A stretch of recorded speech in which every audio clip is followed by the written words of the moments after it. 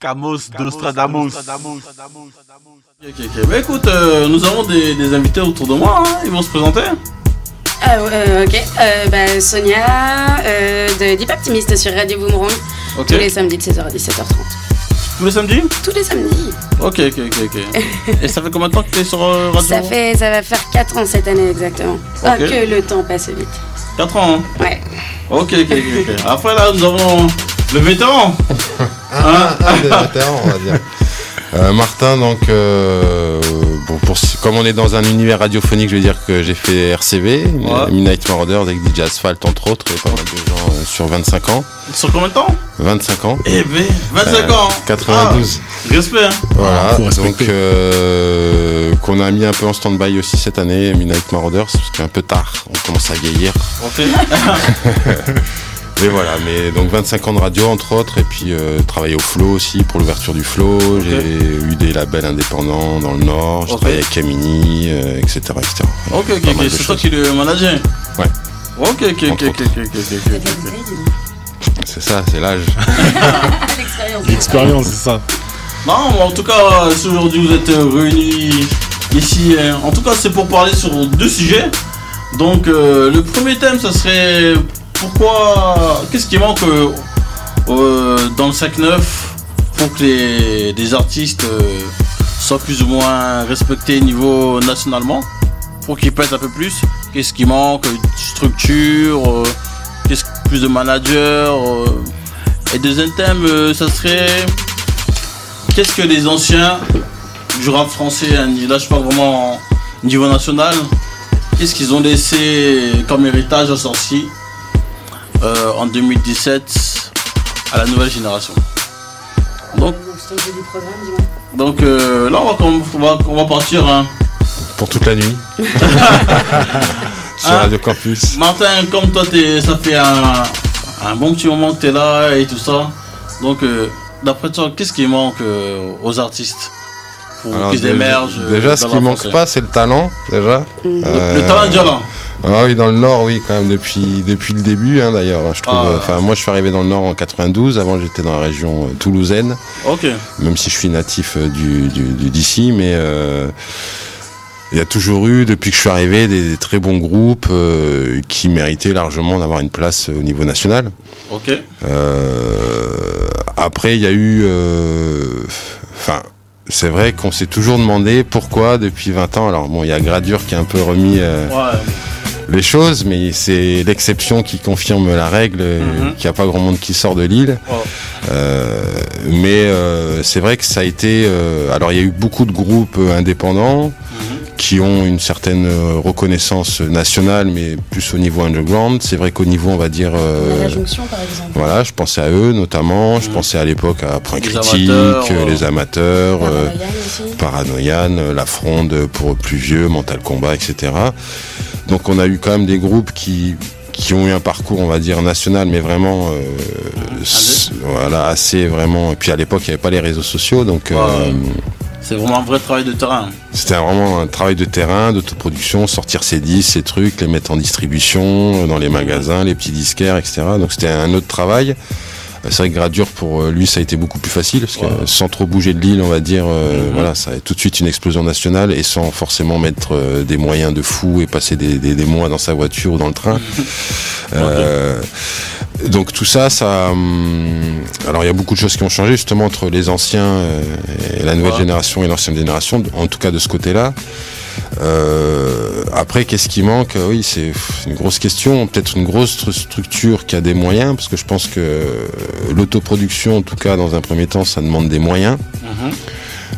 Humains mais financiers aussi, donc beaucoup de temps et d'énergie et aussi de l'argent, parce qu'au final à un moment les clips, les déplacements, aller à Paris, prendre des rendez-vous, se faire connaître, etc., ça coûte des sous, même si le système D a toujours existé dans le hip-hop, hein, on arrive à faire des choses avec beaucoup moins de moyens que dans d'autres domaines, enfin peut-être pas dans l'électro où pareil ça ne demande pas beaucoup de moyens à la base, mais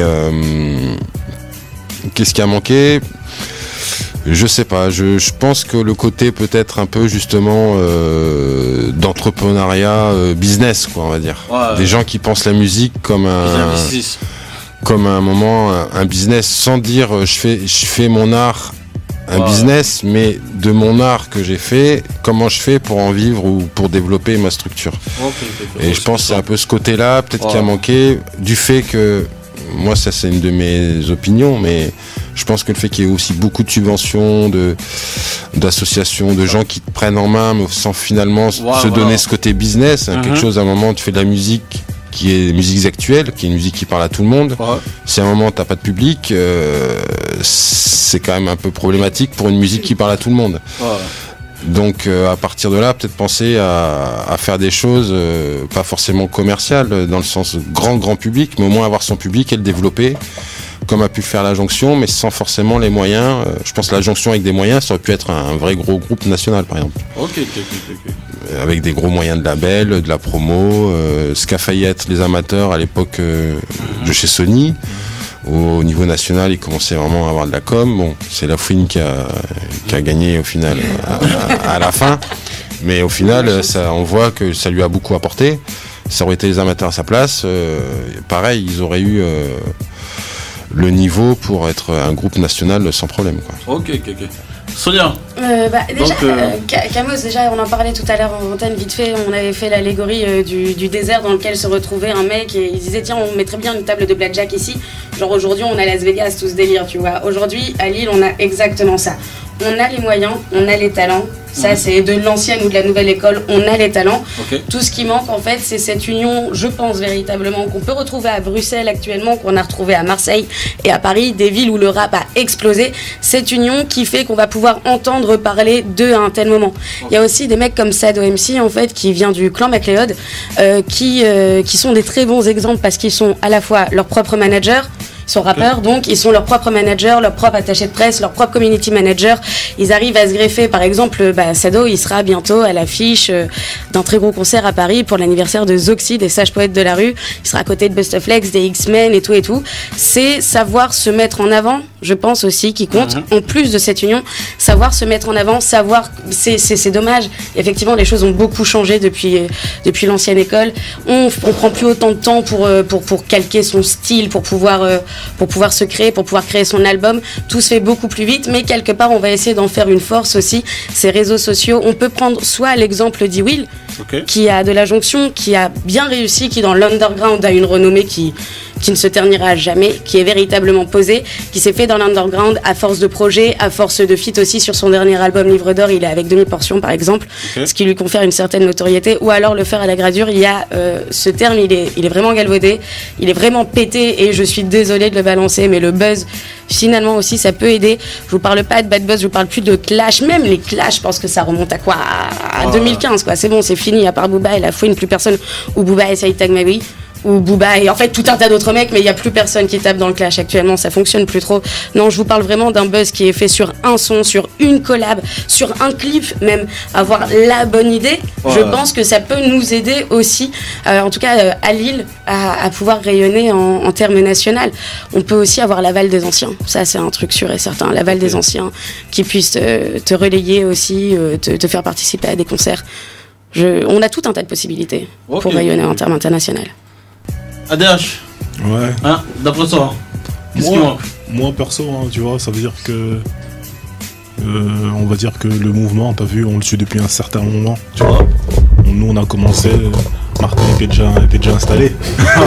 Il nous a vu faire nos premiers pas, tu vois. Donc ça veut dire qu'on navigue entre ces trucs, tu vois. On a vu l'ancienne génération comment ça se passait. Et on est aussi, comment dire, spectateur en vérité de ce qui s'est passé dernièrement, tu vois. Et moi en fait, si je prends l'exemple de ce qui s'est passé dernièrement, il y a un moment donné où, franchement, on peut pas mentir, Lille a eu sa partie d'exposition, tu vois. Mais la vérité qui est là et tout, c'est que avec Gradure, la vérité qui est là, c'est que les mecs qui étaient acteurs ici, il fallait qu'eux aussi prennent leur pain. Et ils enchaînent derrière. Et ils ont été spectateurs. Et moi, ça, je trouve ça dommage, tu vois. Parce qu'au moment où Gradure, en vérité, est sorti, c'est un moment où, en fait, l'industrie musicale, elle a changé tous les codes. Et même lui, lorsqu'il est venu en fait en bouleversant tous les codes. Ça veut dire que tout était à faire. Et à ce moment-là, les mecs, au lieu de pouvoir agir également, en vérité, ils ont regardé les choses se passer. Et au moment où Gradure a pété, ça veut dire qu'il a installé Lille là où personne pensait en fait que Lille, en fait, tu vois, limite, en fait, il a même fait respecter Lille partout, tu vois. Tu partais dans des contrées lointaines, on disait putain merde, c'est dans le nord qu'ils sont comme ça. Parce que eux, quand ils ont le nord dans la tête, en fait, ils ont que tellement vrai et tu vois, ils ont que ces trucs là, tu vois. Et à un moment donné, moi je me dis que tu vois, les MC du coin, en fait, ils n'ont pas assez charbonné. Parce que même lorsque t'allais en fait à l'extérieur, malgré que le fait que Gradure en vérité est pété, mais t'entendais en fait des amateurs de musique qui te sortaient des noms de groupes ou bien de personnes d'ici qui avaient même pas des 10 000 vues, tu vois, en me disant à tout, mais punaise, chez vous en fait il y a des trucs, parce que j'ai entendu un tel, comment tu connais un tel? Ah bah ouais, j'ai eu dans ma suggestion tout ça. Et ça veut dire que ces mecs-là et tout, tu vois, qu'on disait qu'ils étaient bons et tout, aujourd'hui en fait ils sont où? Tu vois. Et moi en fait je le vois également comme ça, tu vois. Et comment dire, et je le vois comme ça parce que tu vois, comme on va dire un artiste que tout le monde connaît autour de la table ici disait et tout que tu vois, la France est comme les States, mais tu peux enlever, tu vois, 10 ans, tu vois. Mais ça veut dire qu'aux États-Unis, quand tu regardes, c'est pareil. Et à un moment donné, en vérité, c'était New York qui était là et qui mangeait tout le monde. On n'entendait parler de personne. Même ceux qui venaient de Philadelphie, qui venaient de je sais pas où et tout, ils étaient obligés de se greffer en disant que non, nous aussi, en fait, on est New York. Tu vois ce que je veux dire? Et à un moment donné, en vérité, c'est LA, en vérité, qui a tapé. Et au bout d'un moment, tout, il y a... Atlanta, il y a Atlanta, Chicago, il y a, tu vois, ça veut dire chacun son tour, tu vois, mais ça veut dire que quand ces trucs là en vérité sont sortis, mais les mecs de leur coin et tout, tu vois quoi et tout, ils ont tous en vérité tapé. Ils se sont imposés pour pouvoir rester, tu vois. Ça veut dire que Atlanta n'a pas commencé il y a 5 ans, hein. Atlanta ça a commencé avec les Lil Jon, hein. Tu vois ce que je veux dire? Mais ça veut dire que Lil Jon aujourd'hui c'est un ancien. Il y a des nouvelles têtes en vérité qui sont là et tout, et qui sont là, qui continuent à faire le game, tu vois. Il y a des bouts de Houston en vérité qui sortent et tout. Tu te dis oh mais tu vois ce que je veux te dire? Et en fait pour moi je pense en fait tu vois tout, c'est au niveau de l'acharnement et le travail. Il faut que les mecs en vérité c'est quoi tout soient beaucoup plus décideurs en vérité de ce qu'ils veulent. Faut qu'ils arrêtent de regarder le reste. Faut qu'ils arrêtent d'envier en fait. T'as rien à envier à personne. T'as 2 bras, t'as 2 jambes comme tout le monde et tout. Si tu veux faire quelque chose, va le prendre. Et moi c'est comme ça que je le vois, parce que c'est la nouvelle génération qui nous montre que c'est comme ça. À l'ancienne, tu vois, on pouvait entre guillemets avoir des excuses en se disant en tout que ouais, on est loin de Paris, on est loin des nouvelles structures et tout. Aujourd'hui en fait, on est même capable d'écouter des mecs qui rappent à Séoul. Tu vois ce que je veux dire? Moi des fois je suis là et tout, hop, qu'est-ce que je me dis? Je vais faire quoi et tout? Au Brésil ça rappe aussi, tu vois ce que je veux te dire? Et là j'écoute du rap brésilien. Alors qu'il y a 15 ans je pouvais pas le faire. T'as mis le doigt sur, je pense, un des points essentiels aussi de pourquoi ça perce pas, c'est que ouais, en effet le travail, quand on voit le travail en maison de disque, parce que j'ai travaillé quand même 5 ans avec Sony du coup, et le travail d'un indépendant, bon, le ratio temps-travail est pas du tout le même. En maison de disque, en 2 jours, on tourne un clip, on le monte, il est masterisé, prêt à être envoyé en télé. En indépendant, c'est 3 mois pour faire un clip, 4 mois. On a fait les rushs, t'as dérushé, non, je vais le monter la semaine prochaine, j'ai pas trop de temps. Le mec il te monte un truc, c'est il faut le refaire, tu le refais, ça reprend 3 semaines. Au final, c'est là où il faut être réactif. Le rap, c'est aussi un média réactif de ce qui se passe en ce moment, sur le moment, le son du moment. Si tu sors un son qui déglingue, t'as un morceau dans le contexte, et puis ton clip il sort 4 mois après, t'as déjà loupé une marche, quoi. Donc je pense que ça, le travail, quand on parle des ricains, on parle de Jay-Z, on parle de Dr. Dre, on parle de tous les grands, c'est des mecs qui enregistrent 8 morceaux par jour. Quand ils font des albums, ils font 200 morceaux, ils en prennent les 10 meilleurs. Et on fait waouh, c'est des génies, ouais, mais c'est des génies sur une masse de travail énorme, ils te sortent leur pépite. C'est pas comme le mec qui écrit un texte tous les 6 mois et il va le sortir en clip. Ouais, mais c'est pas forcément le meilleur de toi, quoi. C'est peut-être une esquisse d'un morceau que peut-être si tu travaillais mieux, tu nous aurais sorti une boulette. Je dis pas que tu vois, le niveau est là, mais je pense que cette masse de travail qui fait un moment que t'es, comme tu dis, tu tiens le terrain, t'es présent, on te voit, t'es là. Enfin, il y a plein d'exemples. Genre des gens comme Demi-Portion par exemple qui ont tenu le terrain pendant aujourd'hui à un moment ils récoltent les fruits aussi de ce qu'il a semé. C'est des gens à un moment ils s'arrêtent jamais, quoi. Et c'est peut-être aussi ce qui manque aussi un peu dans notre région. Alors après c'est pour ça faut être suivi, faut être motivé, faut quand on envoie des perches aux gens pour jouer, pour ceci cela, on soit écouté aussi pour avoir une certaine dynamique forcément. Si c'est pour avoir des salles, on dirait dans 6 mois, dans 8 mois, tu pourras peut-être faire un truc. Bon, forcément, c'est pas forcément motivant. des structures plus légères, il n'y en a pas beaucoup non plus aujourd'hui. Avant, il y avait l'Oise Factory, il y avait plein de petits lieux comme ça où on pouvait jouer assez facilement. Aujourd'hui, c'est plus compliqué, donc cette motivation, tenir le terrain tout le temps, l'artistique, sortir, faire des dates, aller à droite, à gauche, rencontrer des gens, c'est plus difficile. Mais c'est aussi de ça dont on parlait tout à l'heure, c'est encore une fois, c'est l'union. Parce que là, on parle pas vraiment d'un manque de travail, mais plus d'un manque de moyens. En fait, au niveau du rap lillois, ces moyens peuvent être compensés en fait par une certaine union, c'est-à-dire pas seulement de rappeurs, aussi de beatmakers, aussi de graffeurs, aussi de managers, aussi de community managers, aussi de toutes ces personnes qui travaillent dans l'ombre. Je pense qu'actuellement, c'est Dean Records par exemple. On a Brave et Tiers-Monde qui ont disparu de l'écran pendant des années. Les mecs qui reviennent aujourd'hui, les gens pensent que c'est des nouveaux, mais c'est en fait parce que derrière, ils ont créé Dean Records.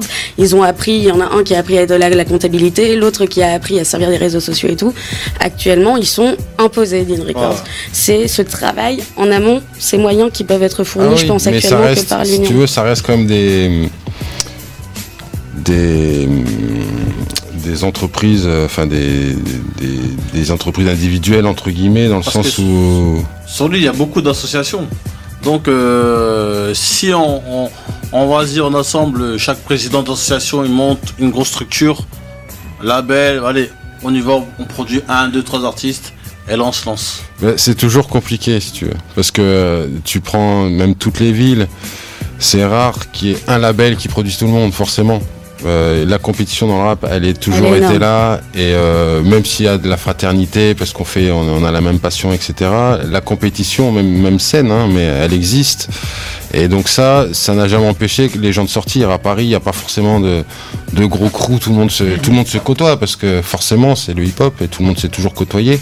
Mais après, chacun fait son bise, entre guillemets. C'est pas pour ça qu'on peut pas aider que des structures s'aident pas, ni ah oui, non, on peut très bien travailler personnel. Mais après, voilà, un projet artistique, ça reste un label, c'est une couleur, un artiste, c'est une couleur, et qu'à un moment, tu peux pas tout mélanger dans ce sens-là. Après, qu'il y ait une fédération, un ensemble de gens qui s'échangent des idées, qui s'échangent des plans, qui puissent aller se faire entendre à temps voulu auprès des institutions et de salles, etc.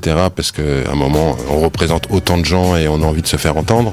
Ça, oui, moi je pense que c'est aussi nécessaire. Mais après, artistiquement, non, je pense que c'est vraiment l'idée de chacun. Et puis aussi, en France, on n'a pas non plus trop cette culture déjà du business, mais de tout ce qui va avec. Dans le sens, voilà, un manager, bon, au final, c'est le mec qui va faire tes trucs chiants en France, tu vois ce que je veux dire? C'est le gars, il va mettre ton courrier, appeler les 2 gens que tu lui as dit, vas-y, appelle-le parce que j'ose pas le faire ou ça me saoule. Mais un manager, c'est pas ça en vérité. C'est le mec, c'est lui qui fait ta carrière, c'est pas le contraire, quoi. Et souvent les artistes prennent des managers mais les écoutent pas, donc à un moment ça ne sert à rien. Donc ça aussi c'est des choses à inculquer.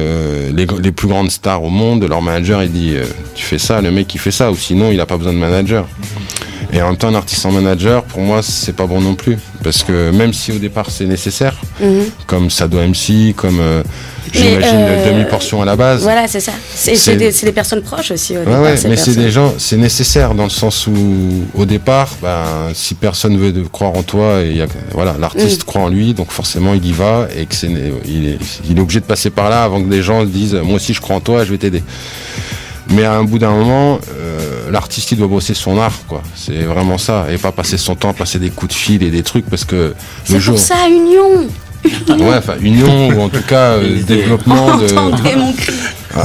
Union, oui, mais surtout développement de compétences et de choses parce que c'est ça qui est important. Ne serait-ce que les studios en ce moment, vous avez remarqué, ils pullulent en ce moment. On a la Bulle Studio qui vient juste d'ouvrir. C'est en train d'exploser, mais le truc aussi, c'est au-delà du travail qui est fourni, c'est la visibilité qui leur est conférée aussi. C'est-à-dire que, par exemple, pour la Bulle Studio, on va en venir, c'est Act et un autre rappeur qui en sont venus à bout. Dox et Bulba aussi, je pense. Bref, le fait est qu'ils ont lancé bien sûr un Kiss Kiss Bank Bank pour essayer de balancer le truc. À votre avis, comment ça s'est passé? Forcément, il y a eu certains problèmes, les gens ne suivent pas forcément. C'est que quand je parle d'union, je parle aussi d'un public qui doit suivre derrière. Et j'ai l'impression que c'est un mème, c'est une blague qui revient très souvent pour faire de la pub, un rappeur que t'as jamais vu, tu vois, t'as juste écouté ses sons, t'y vas. Ton pote, par contre, qui cherche un peu de publicité, et ça, par contre, on ne voit plus, tu vois. Ça, c'est ce genre de truc qui revient. Quand je parle d'union, je parle aussi d'un public qu'il faut fédérer. Il faut nous fédérer, il faut se fédérer tous ensemble et aussi fédérer le public. Et je pense que pour fédérer le public, il faut d'abord qu'on soit tous ensemble, qu'on travaille, qu'on attire leur attention et qu'on leur donne quelque chose que ni Paris, ni Bruxelles, ni Montréal, ni Marseille ne peut leur donner. Je pense pas qu'on puisse élaborer un rap supérieur sans ça. On peut pas ressembler aux autres, essayer de ressembler aux autres ou faire moins bien que les autres en espérant sortir du lot. C'est impossible. Je suis d'accord avec ça. Non, c'est ça. Oui. Mais Louis, on est toujours d'accord sur ce qui se passe. Ok. En tout cas, bon, il y a des choses à faire en tout cas dans le rap dans 50 ans. Mais on a du talent. Tout est possible, hein. Punaise, qu'est-ce qu'on a du talent. Oui, et puis après, comme que les gens ils cravachent, quoi, ils bossent, voilà. Il n'y a pas de secret. Il n'y a pas de secret, c'est tout. Il faut, je veux dire, il y a plein de gens.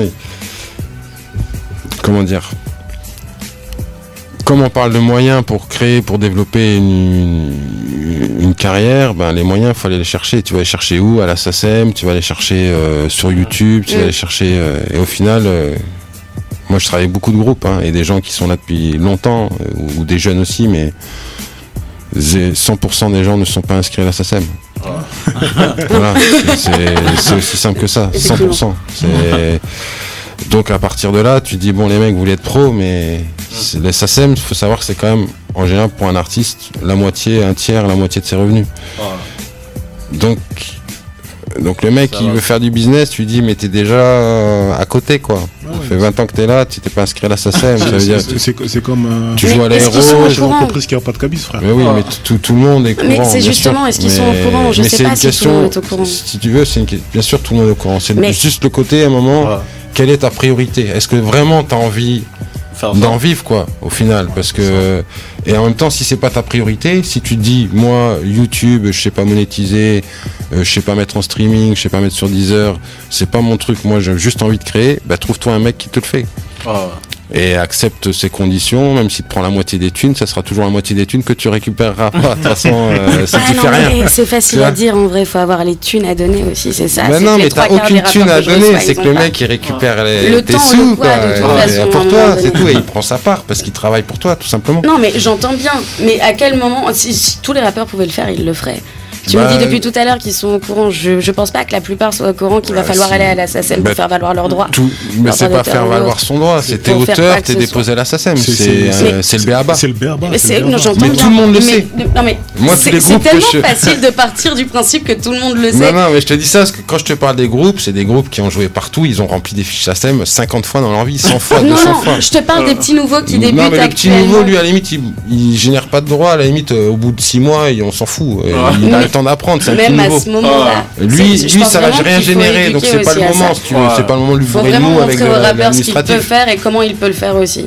Non, mais ça, il y a déjà, si tu veux, c'est ça justement le rôle aussi des anciens. Moi, dès que j'ai des jeunes, je leur dis voilà, il y a ça, il y a ci, il y a ça comme subvention. Mais pas tous les jeunes, c'est ça le truc aussi, c'est que je te parle d'un truc global. On demande comment Lille peut rayonner au niveau national. Là, on parle au niveau personnel de je connais telle personne et avec telle personne, on a fait ça. Le truc, c'est qu'encore une fois, il faut penser en termes global. En termes global, tous les gens qui pratiquent la musique sont en lien ou un autre avec une structure, que ça soit le flow, l'ara, je sais n'importe quelle structure. Merde, celle de Roubaix, No One. La Cavopouette. La tienne, Camo. Enfin, tout le monde sait. Tous les gens, en gros, sont proches d'une structure qui sait que quand même. La SACEM, c'est important pour un artiste. Écoute, j'en ai eu beaucoup qui me posaient des questions. Non, j'entends bien, mais on est là depuis combien de temps et on a vu combien de choses. Parce que c'est difficile, si tu veux. Comment c'est comment Non, mais c'est pas ça, parce que justement, là, je suis justement en train de dire à Camos, même en ayant des artistes et en leur disant les mecs, c'est important d'être à la SACEM, il me faut vos textes, il me faut ceci, cela. Tu galères. Tu galères. Donc tu dis à un moment, tu dis au mec, mais t'as envie si t'as envie de bosser ou t'as pas envie, parce qu'à un moment, c'est le b.a.-ba, tu vois, c'est... Non, j'entends bien. Donc c'est ça que je veux dire, c'est qu'à un moment c'est difficile de tous les côtés. C'est difficile d'avoir des bons managers qui connaissent le métier, qui connaissent ce que c'est un contrat, parce que les contrats on n'en a pas vu beaucoup dans la région, qui savent te vendre, qui savent pas se prendre un bourrichon comme ça et tuer le groupe, parce que j'ai déjà vu ça aussi, qui ont une plus grosse tête que le groupe, du coup ils font nimp, et du coup le groupe il est pas signé. Ou le contraire, des managers qui sont très bons mais où les artistes n'écoutent pas et qu'au final ça sert à rien, ça fait perdre du temps à tout le monde. Donc tout ça c'est aussi un apprentissage, du monde, on va dire, professionnel de la musique, tout simplement. Parce qu'à un moment, tu vas être professionnel de la musique, il y a des codes, il y a des règles, il y a des métiers différents dans la musique, et il faut connaître un peu ce que c'est un studio, qu'est-ce que c'est un bon studio, là où tu peux aller maqueter, là où tu peux faire du produit fini, un bon mastering, etc. Enfin, tout ça, c'est toutes les phases de la musique. Après, il y a les clips, aujourd'hui, où l'image, c'est tellement important dans une carrière que c'est un truc à privilégier. Après, c'est quelque chose aussi qui demande des moyens, qui demande de la technique. Donc ça veut dire encore d'autres gens autour de soi qui ont d'autres compétences, etc. Donc ça demande une organisation, un réseau. En effet, ça se fait pas un jeune qui arrive à 18 ans, il n'a pas tout ça, c'est normal. Mais à un moment, quand tu veux te professionnaliser, il faut se dire, au début je me manage, mais à un moment il va falloir que je trouve un manager. Même mon manager, il me trouve des dates, mais à un moment, c'est plus son boulot, il va falloir qu'il me trouve un tourneur. Et que tu te professionnalises. Et autour de toi, tu prends de plus en plus de professionnels pour gérer chaque tâche qui, à un moment, va être, j'espère, pour eux, enfin pour les artistes, de plus en plus grosse, quoi. C'est-à-dire que au départ, tu pars d'un gars qui fait tout, et après, tu pars de 10 gars qui font 10 trucs, quoi. C'est clair, hein. C'est ça. Voilà. Bon, passons au deuxième thème, hein. Donc, qu'est-ce qu'ils ont laissé des anciens qui étaient au top dans les années 90, voire 2000, à ce temps-ci, à la nouvelle génération comme héritage? Qu'est-ce qu'ils ont laissé? Là, je parle vraiment global, niveau national.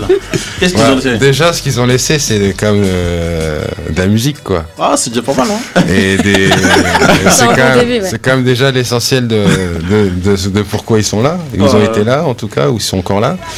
Je pense que ça a inspiré même la nouvelle génération. Enfin, quand on voit une grosse partie, alors le trap s'est inspiré d'autres choses, mais qui a peut-être un courant qui est un peu moins français, on va dire. Mais tout ce qui est, les Necfeu, tout ça, enfin, ils s'inspirent tous de toutes leurs influences, leurs références, c'est les anciens, quoi. Et même Booba, je dirais. Les beats de boule. Voilà. Les beats de boule, tout ça. Exactement. De toute façon, c'est d'ailleurs eux qui les ont aussi mis pied à l'étrier. Ils ont été aussi conseillés par des anciens. Voilà. Et ça, je pense que la transmission dans l'hip-hop, elle a toujours été là. Comme tu disais tout à l'heure aussi, le fait d'être parrainé par un ancien, tout de suite ça t'introduit dans le milieu, et ça se vérifie dans tout le temps. Quasiment 100% des cas.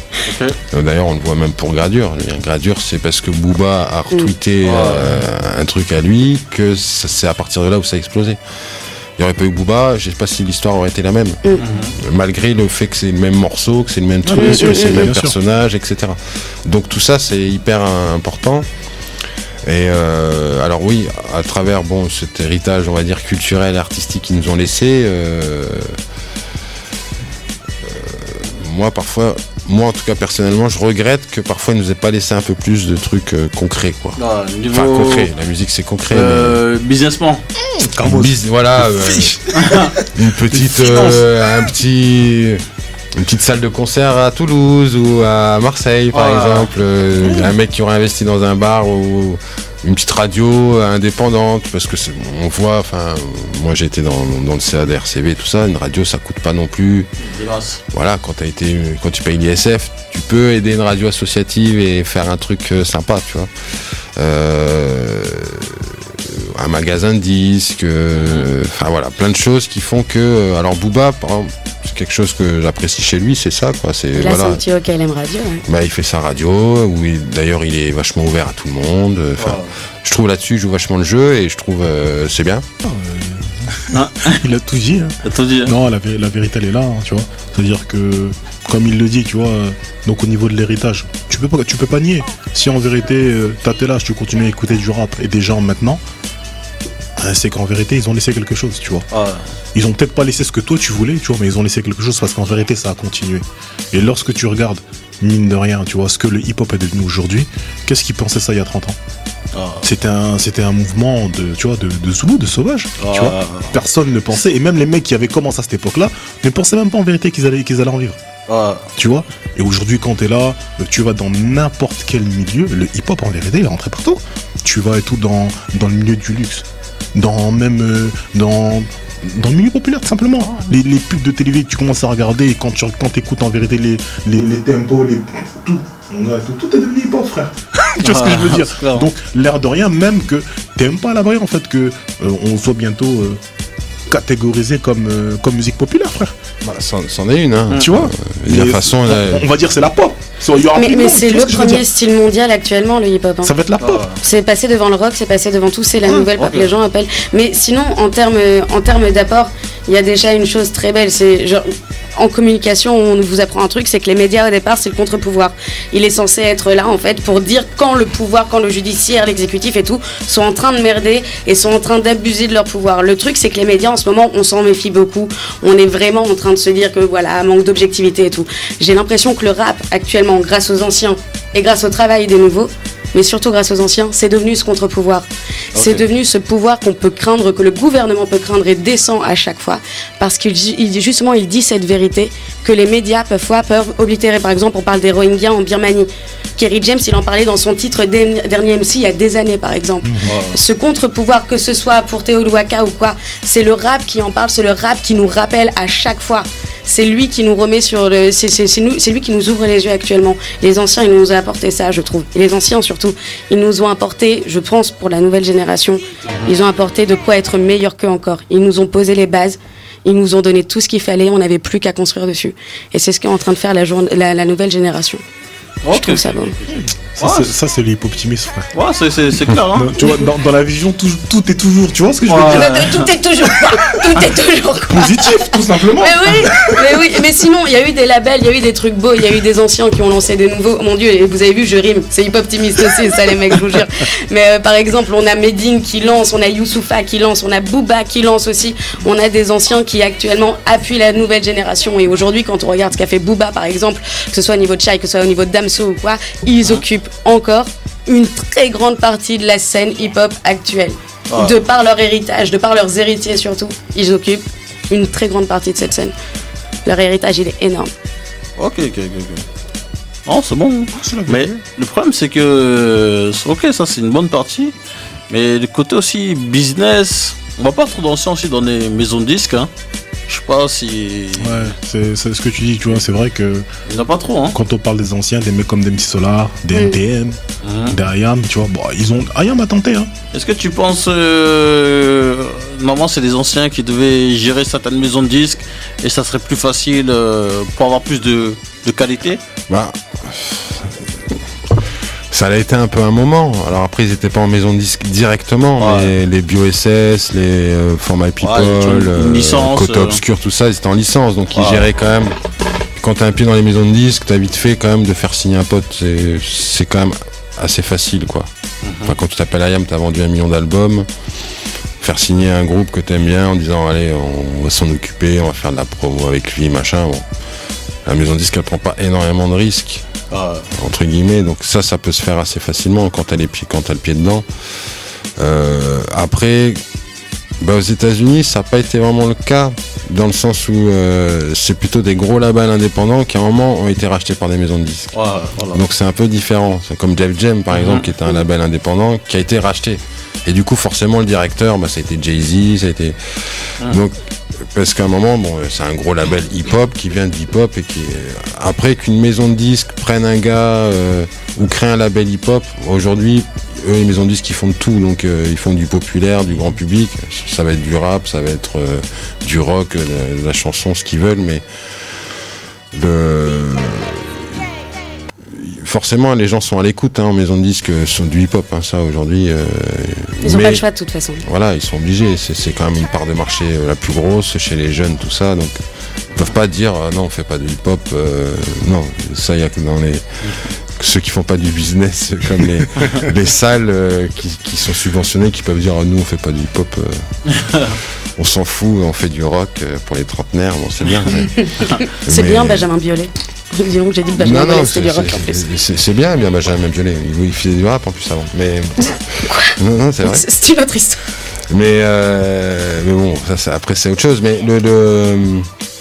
comment dire, ce côté un peu maison de disque, je pense qu'il faut pas s'en... Enfin, je pense que c'est un faux débat un peu. C'est un peu comme Skyrock, tu vois. À un moment, Skyrock et les maisons de disques, ça existe. Ouais. Soit un moment, t'as le disque, ou le produit en tout cas pour rentrer en maison de disque. Gradure, quand il est signé un artiste chez Sony, enfin chez Def Jam. Non, chez Barclay, enfin Universal, pardon. Bah voilà, peut-être qu'il aurait peut-être pas dû signer en artiste. Peut-être qu'il aurait dû signer en label et avec ce label demander une signature derrière à lui. C'est plutôt des choses comme ça peut-être à faire parce que là tu gardes quand même la main en fait. À partir du moment où tu es en maison de disque, en licence, tu gardes la main sur ta production quoi. Ouais. Ça c'est vachement important. Et ça dans le hip-hop, il y a quand même énormément de labels qui l'ont fait quoi. Que ce soit le Secteur A, Côté Obscur comme on disait, les BioSS, tout ça c'était vraiment des licences. Eux ils livrent un produit à la maison de disque, produit fini. La maison de disque en général, elle me donne toujours son avis parce que en même temps c'est un partenaire donc c'est normal. Mais t'es pas obligé d'écouter. C'est pas le producteur quoi. Ok. Donc un dernier mot avant de vous quitter là. Là nous avons un groupe de Bruxelles là, 9-0. Ils sont venus Big up. Vous avez un dernier mot à passer? Je sais pas, est-ce que tu as un dernier mot à passer gros? Bonne soirée à tout le monde. Et puis que le hip-hop du Nord continue, persévère et il n'y a pas de raison qu'à un moment ça se passe pas. Surtout voilà, par contre faut bosser. Souvent aller voir à Paris des labels qui tournent, tout ça, ça donne de l'énergie parce qu'on voit un peu le rythme qu'ils ont pour sortir un peu de la tête de l'eau et on se rend compte que le rythme c'est pas le même quoi. Comme un peu les Parisiens quand ils voient à New York ils disent là, les mecs les mecs ils rigolent pas quoi.